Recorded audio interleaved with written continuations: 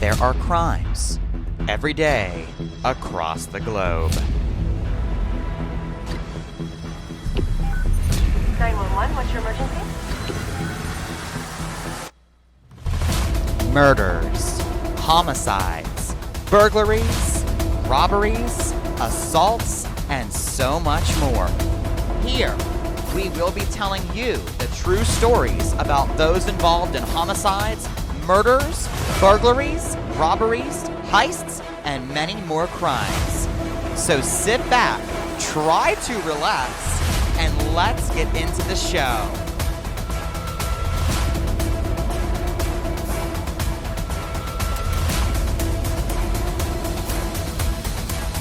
This is Chilling Ice Cold Crime. Hello.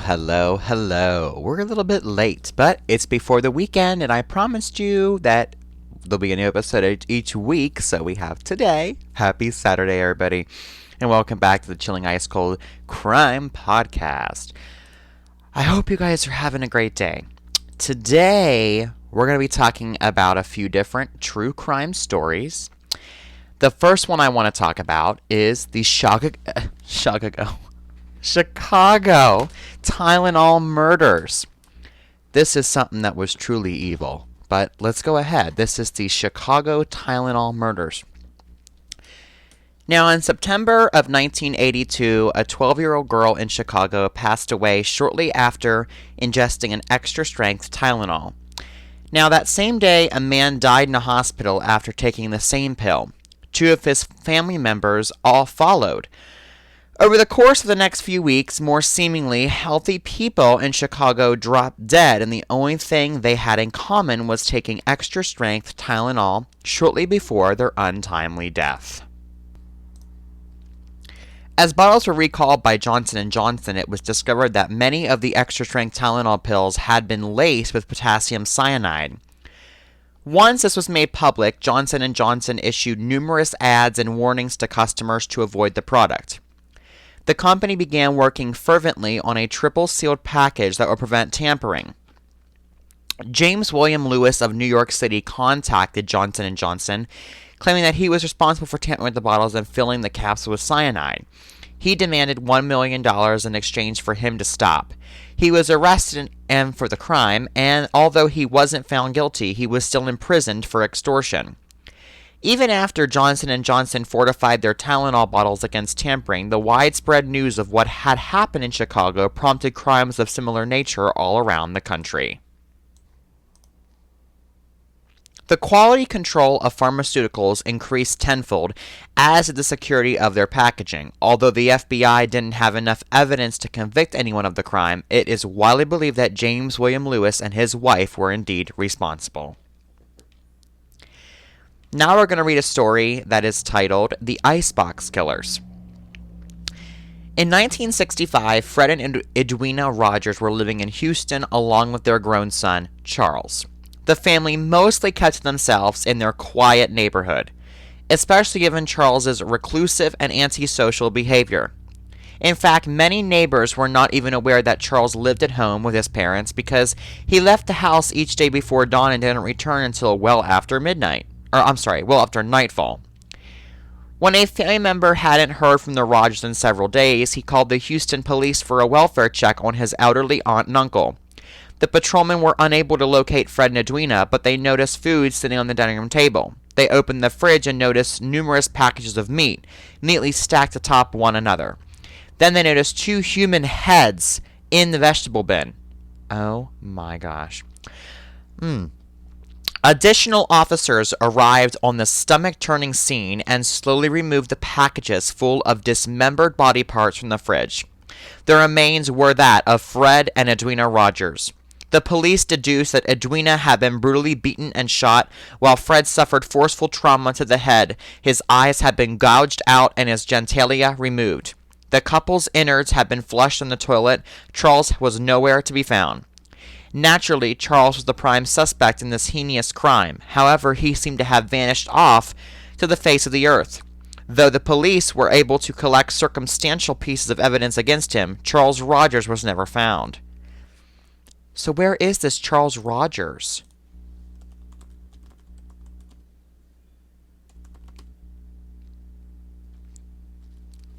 Where was this case at again? In 1965 in Houston. Charles Rogers from Houston. Murder. 1965. Was there any more information on him? Huh.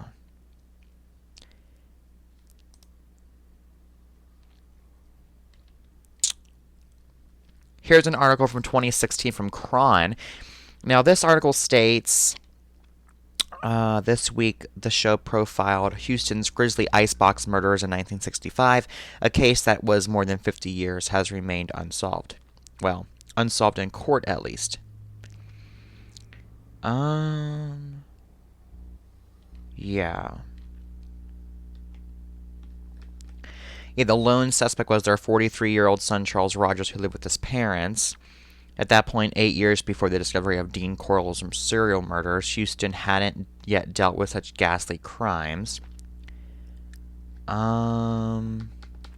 Charles Rogers vanished without a trace, but the Gardeners think that they know what happened to him and detailed their work in heavily researched book released in 2003.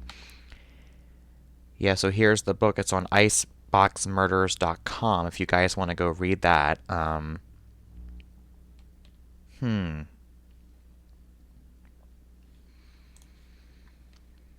The Gardeners contend that Rogers was a brilliant geopsychist with powerful connections who harbored deep resentment against his parents after suffering years of abuse, mental and even financial, at their hands.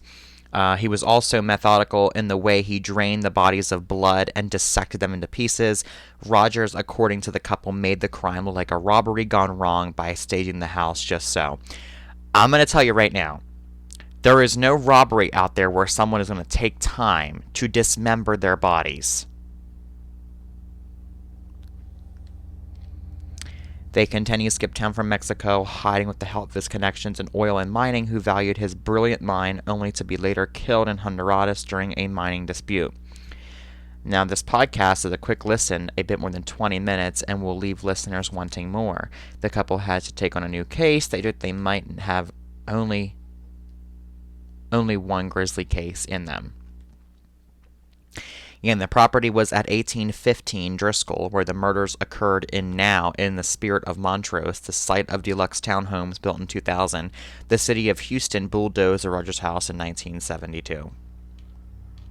So this guy was never found. It's a true cold crime. Oh my goodness. This is a true cold crime.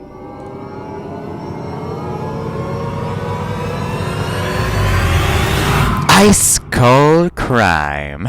That is so cold in so many different ways. Firstly, it's cold because of the icebox.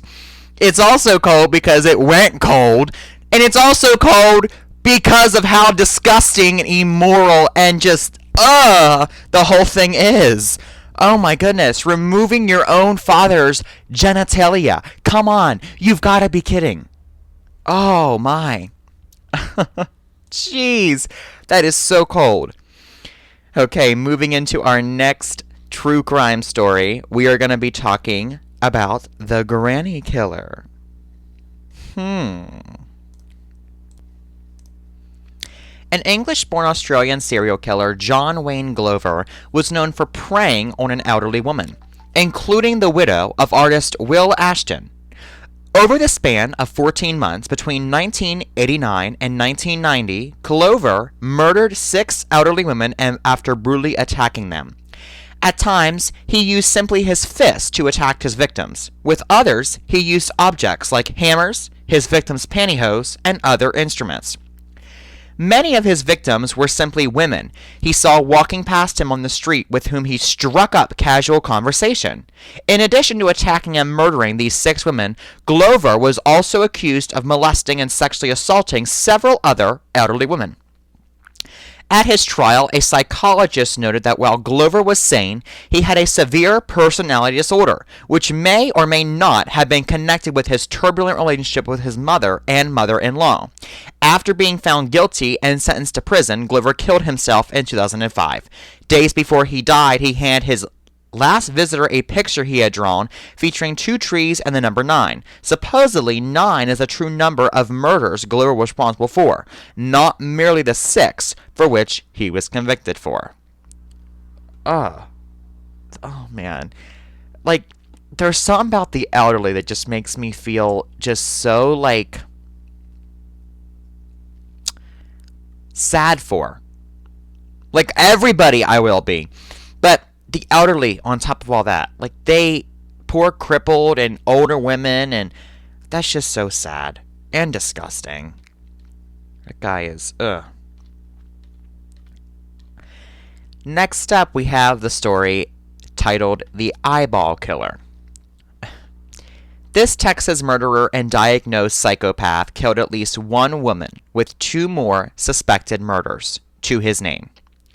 Adopted from an orphanage, Charles Albright was cared for by his very protective adoptive parents. His mother was a school teacher and helped him accelerate his learning so far that he entered college in his teens.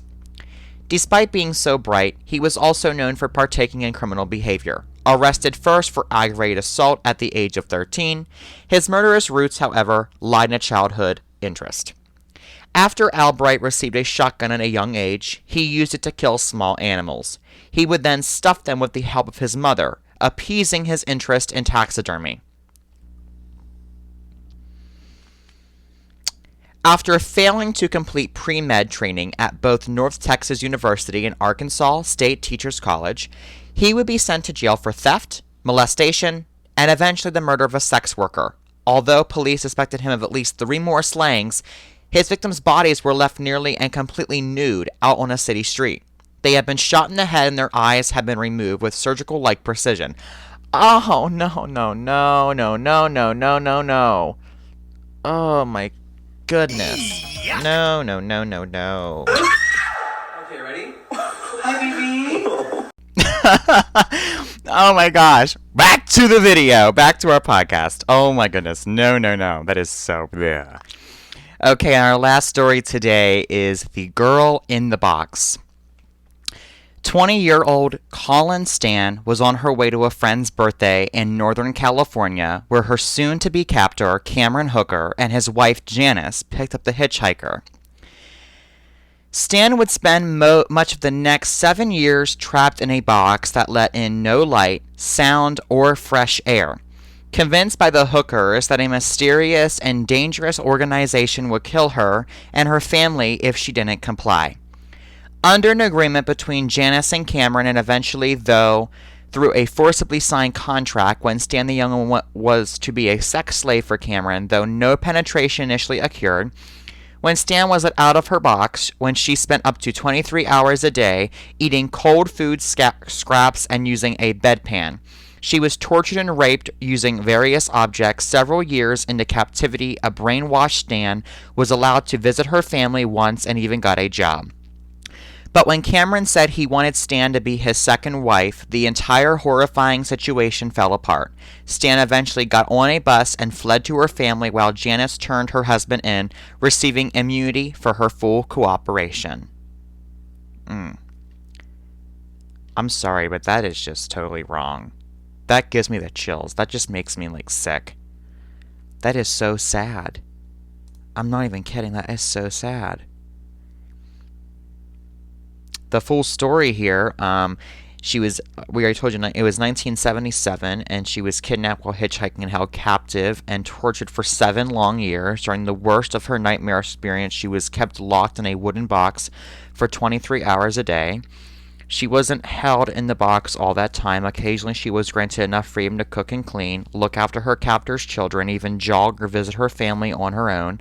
But always, she was kept in place by brainwashing and threats, including promises that a shadowy organization called The Company would kill her and her entire family if she tried to escape. It wasn't until August of 1984, then just months from her 28th birthday, would finally escape her torment, and even then, her long years of torture and programming prevented her from going to the authorities right away. When the whole story finally did come out, it shocked not only the police, but the entire world, inspiring dozens of movies, TV episodes, and even songs. From the 2007 found footage horror film, The Poughkeepsie tapes to a Swedish opera. But just what actually happened to Stan? How did she survive, and what other horrifying secrets remain to be discovered? For that, we must start at the beginning. Wow. And now there's this new scary movie called The Poughkeepsie Tapes. And it is a new popularity on the video sharing app. Similar to Megan is Missing, the Poughkeepsie Tapes is composed of found videos, news reports, interviews, and other first-hand accounts of what took place in Poughkeepsie, New York. While the movie is entirely fictitious, its structure has led people to believe that it is entirely real. That was never a discovery of 800 videotapes in Poughkeepsie, nor was there a mass murder on the caliber on the loose. Regardless, the found footage tapes feature disturbing imagery that is sexually and bodily horrific, accompanied by depictions of assault. Wow. I think this is probably one of the most coldest podcast episodes we've ever had. It's honestly been kind of a little bit extra creepy, and these make me feel extremely uncomfortable. So, anyway, that is it for today's episode on this Saturday, the 16th. I hope you guys enjoyed today's episode, and I will see you back here for our next episode coming sometime next week. Have a fantastic week ahead, and I'll see you in the next episode. Crimes are committed every day all across the globe. This was just a few of them. There is millions and trillions more all across the globe. The real question is, will you return for the next episode to hear more of chilling, ice-cold crime?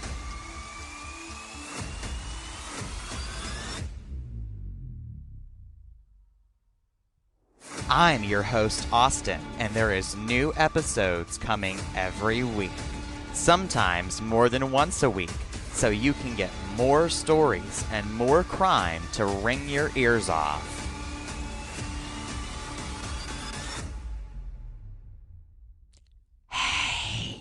Ice-cold stories of pure, true crime. Only here at Chilling Ice-Cold Crime.